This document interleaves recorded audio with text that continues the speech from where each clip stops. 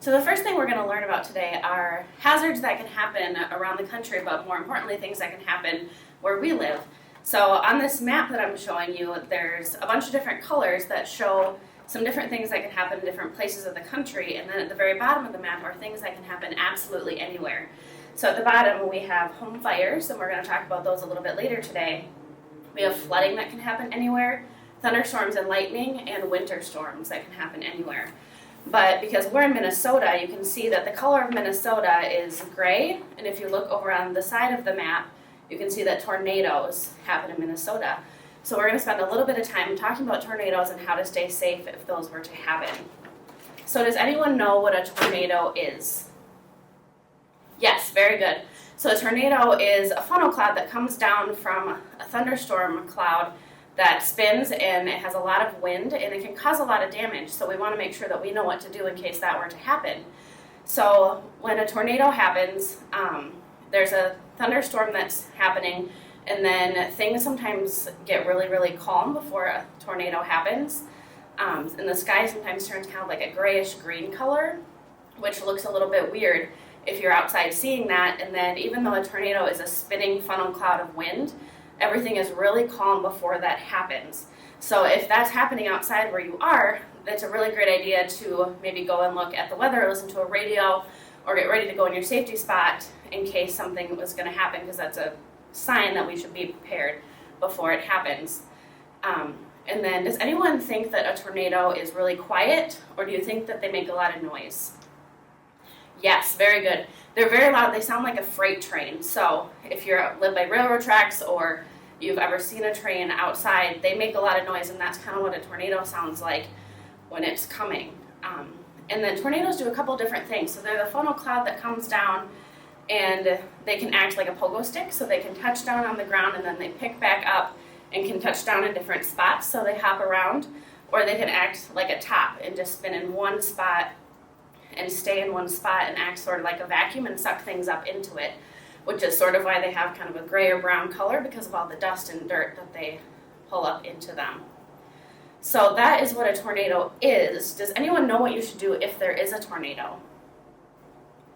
Very good. So we want to make sure that you go in your basement or the lowest level of whatever building that you're in. So if you have a basement, that's great. We want you to be in a room without any windows in the most middle location of that building that you can be in. So that could be a bathroom or a closet. Sometimes people go under their stairs because there's no windows under there, and that's usually in the middle of your household or whatever building you're in at the moment. But if you don't have a basement, we want you to make sure that you're as low to the ground as possible in a room without windows, because when a tornado happens, there's a lot of wind, and that could break the windows, and we want to make sure that you're not getting hit by glass. So we want everyone to make sure that you have a safety spot in your household and that everybody knows where that is. So when you go home today, I want you to tell people what we learned. So just like we just talked about, that you're going to learn about tornadoes, and then we want you to practice and also share what you learned today so that everyone in your household knows what to do if there's a tornado. But you're not always at home. So when you're in school, do you ever practice tornado drills? Yes, very good. So you practice those a couple of times a year. So has anyone ever practiced a tornado drill at home? Excellent. I see a few hands, but that's something that's really important to practice when you're at home too, because you're not always at school. So it's important to practice that plan and make sure that everybody in your household knows where that safety spot is. And then you're not also at school all the time either. So sometimes you might be in a car.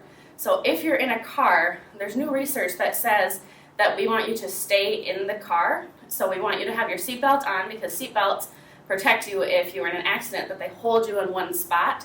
So we have your seatbelts on, and then we want you to duck down in the car and cover the back of your head with your hands in case the windows were to get broken. Then you could protect the back of your head.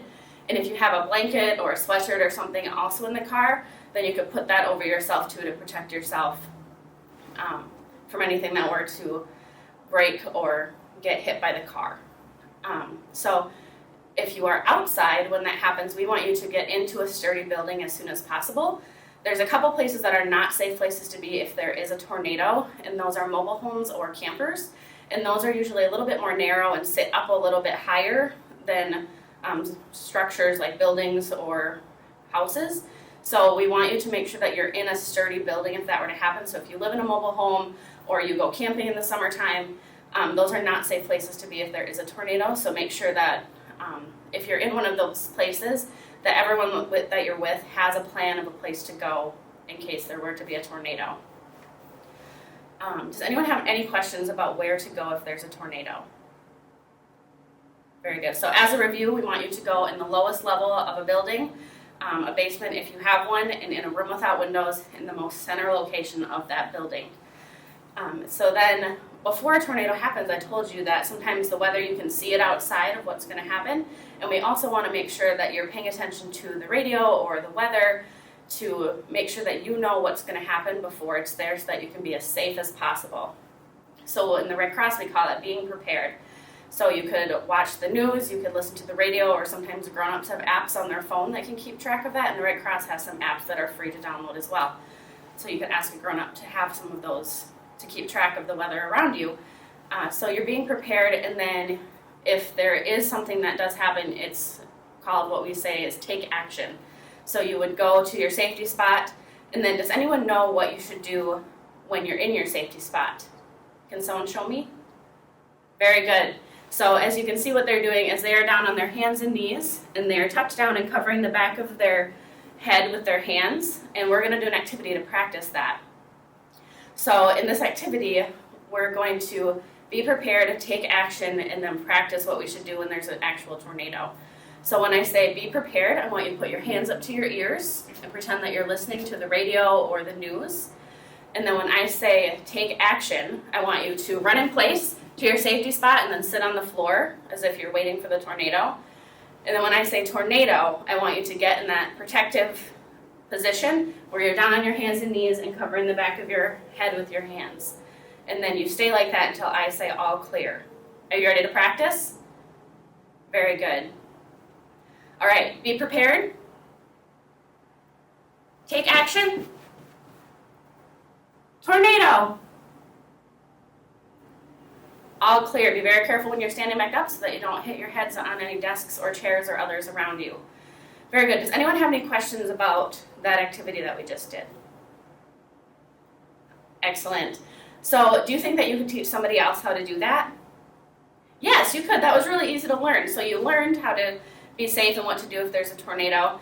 And then we just did some practicing. And now I want you to share, just like we talked about at the beginning of our presentation today, that we want you to share with other people in your household or other people that you go to school with so that they all know what to do if there's a tornado as well. And now I'm going to tell you about a little story that has happened to some friends of mine. So I want you to think about what you would do if you were in that situation. So my friend Mandy lives in Minnesota, and we have tornadoes that happen in Minnesota once in a while. And then her cousin Lauren is coming to visit her, and she was really nervous about tornadoes because she doesn't live in a place that has those. And Mandy was telling her that, well, we learned about tornadoes and how to stay safe in the Pillowcase project, and we even talked about feeling worried. And there's different things that you can do to help yourself feel better if you're worried or scared, and they're called coping skills. And so I want you to think about what you would tell your cousin if they were coming to visit you, or even if it's not your cousin, it could be a family member or a friend that were nervous, of some different things that you could tell them to do to help themselves feel better if they were nervous or scared about a tornado. So I want you to talk with the person sitting next to you for 30 seconds about what you would do to help someone feel better if they were nervous. Then I want to hear 2 examples. Excellent. Can I get 2 examples from the group about what you and your partner talked about? Yep, you would listen to a song or talk to a grown-up to help yourselves feel better. Can I get one more? Yes, very good. So you could sit with a pet or talk to someone else in your household to help yourself feel better. So those are called coping skills, and those are some things that you can do to help yourself feel better if there's an emergency, but they're also things that you could use at any time.